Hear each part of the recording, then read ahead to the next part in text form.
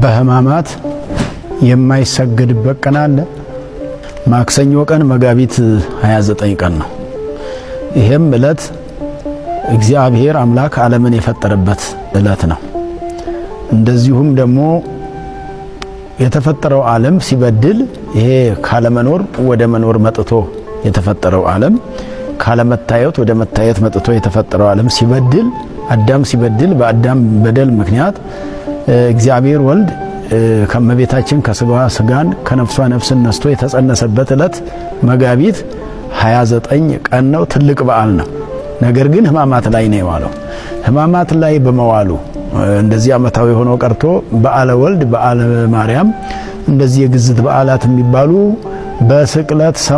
በስቅለት ቀን ወይንም በሰሙነ ህማማት በሚውሉበት ጊዜ የማይሰገድባቸው ቀኖች ተብሎ ይነገራል። አንዳንዴ እውነት ነው፣ ትውፊቱ ይኖራል። የግዝት በዓላት ሌላ ጊዜ አይሰገድባቸውም፣ ስግደት አይፈጸምባቸውም። ስግደት የማይፈጸምበት ምክንያት ደግሞ በሌላ ጊዜ ቅዳሴ ስላለ ነው። በህማማት የሚከናወነው ህማማትና ህማማት ብቻ ነው። ስለ ክርስቶስ መከራ ነው የምናስበውና መከራ መስቀሉን ለኛ ብሎ የተቀበለውን መከራ የምናስብበት እንጂ የግዝት በዓል የምናስብበትም የግዝት በዓልም ጊዜው ገና አልደረሰም። ምክንያቱም የግዝት በዓል የተባለው በኋላ ነው። አሁን እሱ በተሰቀለበት ጊዜ በዓላቱ አልተከናወኑም፣ ስርዓቱ አልተሰራም። ሰለስቱ ምዕትም በዚህ በፍት መንፈሳዊ የተቀመጠውም ገና ያልተሰራበት ዘመን ወደ ኋላ ገና ክርስቶስ ዓመተ ፍዳ ዓመተ ኩነኔን እያሳለፈ ያለበት ዘመን ስለሆነ ህማማቱ ያስገኛቸው ናቸው በዓላቱ እንጂ ከህማማት በፊት የነበሩ ስላልነበሩ ህማማቱን ስናስብ የክርስቶስን መከራ መስቀሉን የተቀበለውን መከራና ግርፋቱን፣ ውጣውረዱን፣ ረሃቡን፣ ጥማቱን፣ ርዛቱን፣ መደብደቡን፣ መገረፉን፣ መሰቀሉን የምናስብበት ስለሆነ በዓላቱን የምናስብበት ሰሞን አይደለምና ለምሳሌ ዘንድሮ አሁን መጋቢት 29 ቀን ይሰገዳል ማለት ነው። የሚሰገደው ደግሞ ትስብእቱን እያከበርን አይደለም። ትስብእትን የምናከብር ከሆነ ጾመ ድጓ ቀዳሚው ቃል ብለን አብይ ስብሐተ ነግም መቆም አለብን። ማይሌት አንዳንድ ጊዜ ደግሞ እንግዲህ ማይሌት የሚቆምባቸው አካባቢዎች አሉና ትስብእትን ምክንያት አድርጎ በእርግጥ እንደ ትልልቆች አድባራትና ገዳማት እንደ ጾመ ድጓው እንደ ድጓው ሕግ የሚገባው ቀዳሚው ቃል ብሎ አብይ ስብሐተ ነግን ማድረስ ነው።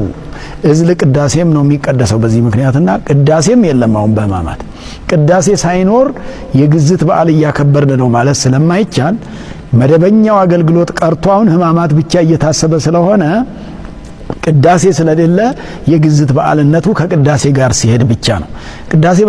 ቅዳሴ ስለሌለ ማይሌት ስለሌለ ቁርባን ስለማይቆረብ ክርስትና ስለማይነሳ ፍትሐት ስለማይፈታ አስቀድሞ የሆሳዕና ዕለት ከትናንት በስተያ ወይንም ደግሞ የሆሳዕና ዕለት ተከናውኗል። ሁሉም ነገር ቅዳሴውም ማይሌቱም ቁርባኑም ክርስትና ማንሳቱም ይሄ ተከናውኗል።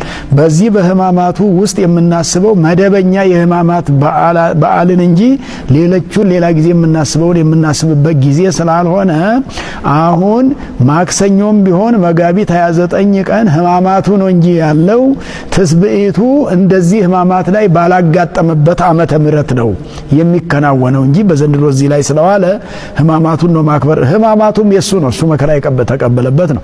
ተጸነሰ ብንለውም እኮ ተጸንሶ ተወልዶ 30 ዘመን ሲሞላ በዮርዳኖስ እጅ ተጠምቆ ዮሐንስ እጅ በዮርዳኖስ መንዝ ተጠምቆ ከዚያ በቀራንዮ አደባባይ ተሰቅሎ ዓለምን አዳነ። ስለዚህ ለስቅለቱ ነው የተወለደውም ለመሰቀል ነው። መወለድ ያስፈለገው፣ መጠመቅ ያስፈለገው፣ ማስተማር ያስፈለገው፣ ትንቢት አስቀድሞ ማስነገር ያስፈለገው ለስቅለቱ ነውና ስለዚህ መከራን ተቀብሎ እኛም ባያድነን ኖሮ በዓላቱንም አናገኛቸውም ነበርና በዓላቱ የተሰሩልን በህማማቱ ስለሆነ ይሰገዳል ለማለት ነው። የምንሰግደው ህማማቱን መከራውን አስበን ለኛ ብሎ መከራ ተቀብሏል ብለን ነው።